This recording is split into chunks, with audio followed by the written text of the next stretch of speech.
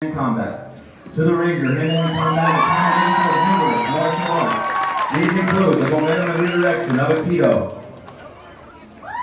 the throws of Judo, the punching and kicking techniques of Thai boxing, the grappling techniques of Jiu-Jitsu, and some good old-fashioned American street fighting. One of the first things Rangers are taught is the fighting stance. Rangers are taught to attack the vital parts of the body, which include eyes in the temple, the throat, the solar plexus, the knees, and the groin. They are also taught how to throw and be thrown. Muay Thai or Thai boxing originated in Thailand some 2,000 years ago and is the basis for combative striking techniques. Muay Thai is characterized by kicks to the legs, knees, and elbow strikes.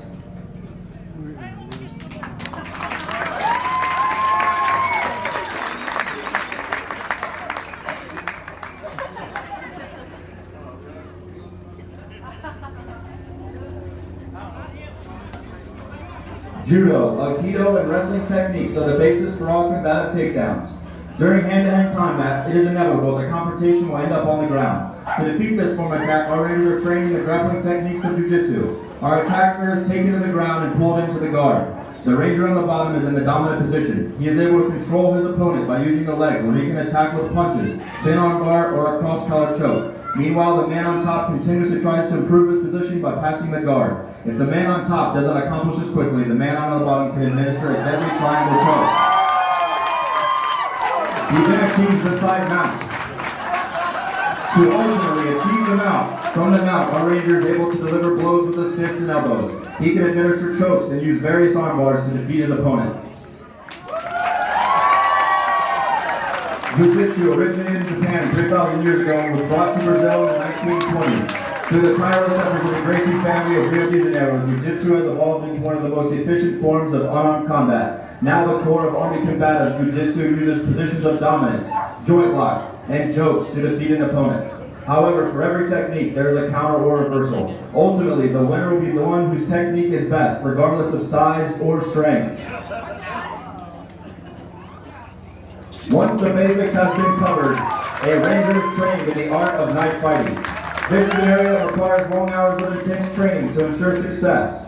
They are taught to attack vulnerable points, such as the interior and exterior jugular, lower abdomen to expose the intestines, the abdominal aorta, brachial plexus with a thrust under the mandible into the base of the skull, femoral artery, the lungs, and lastly the middle thyroid to expose the throat, all of which will cause unmanageable trauma. Now watch our demonstrator at combat speed attack these vulnerable points.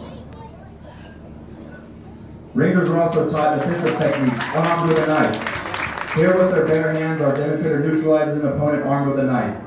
Notice how complete concentration is kept on the weapon at all times. Notice how the defender quickly gains control of the weapon-bearing hand. Using joint manipulation, with strikes to the vital areas, the attacker is taken to the ground with minimum effort to disable him quickly. A good Ranger always has a backup. Remember, no matter how good you are, you will be cut. Another weapon that has long-standing history with the Rangers is the tomahawk. Originally introduced to the Native Americans in the early 1500s by the British, it was the Native Americans who perfected the art of fighting with the tomahawk. This tomahawk is similar to the tomahawk carried by Rogers Rangers in the French and Indian War. A sharp edge combined with a heavy head allow the tomahawk to crush bones and cause large open wounds. The spike integrated into the back of the head also allows this weapon to pierce armor, such as this helmet.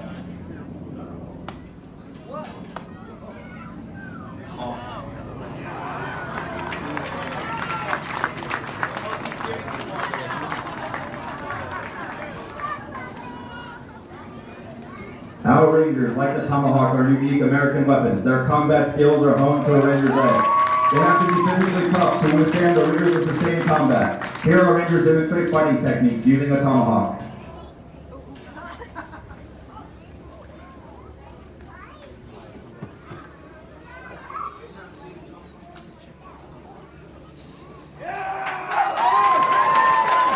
A Ranger is also taught to defeat an opponent armed with a rifle and bayonet. Century takedown techniques are a must to prepare for combat. They require timing, skill, and stealth. Here, a Ranger demonstrates the Belgian takedown. Notice the sentry's vulnerable position.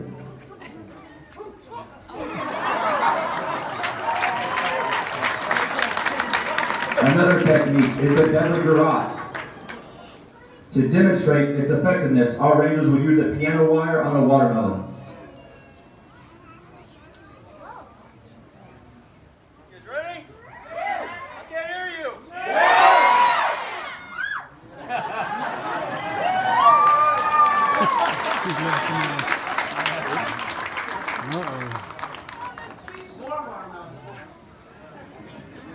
For our actual demonstration, our Ranger will use a lead belt. Ladies and gentlemen, please do not try this at home.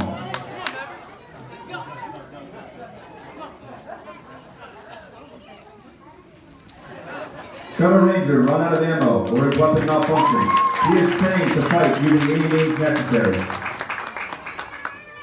However, when given the opportunity, a Ranger's priority is to place his weapon back into operation.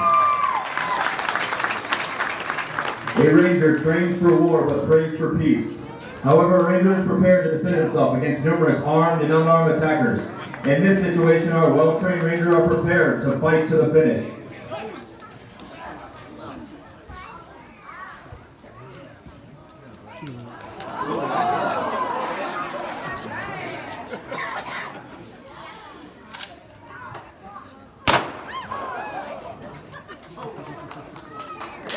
Ladies and gentlemen, let me introduce the 5th Ranger Training Battalion hand-to-hand demonstration team.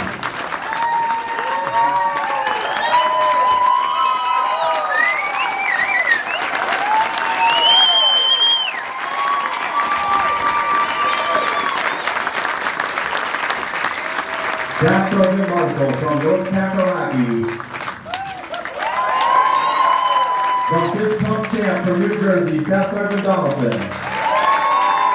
Mr. Sunshine himself from Florida, Staff Sergeant Gardner. El Narco from Juarez, Mexico, Staff Sergeant Anderson. The Beach Bum from SoCal, Staff Sergeant Youngkin. Larry First, third cousin from Indiana, Sergeant First Class Summers. The Lobster Man from Maine, Staff Sergeant Ribbon. And the Sexy Mexi from New Mexico, Staff Sergeant Grotto. Ladies and gentlemen, please visit our setting displays which are open until 4 p.m. The Rangers in Action demonstration located here will begin at 1 p.m. The second hand-to-hand demonstration located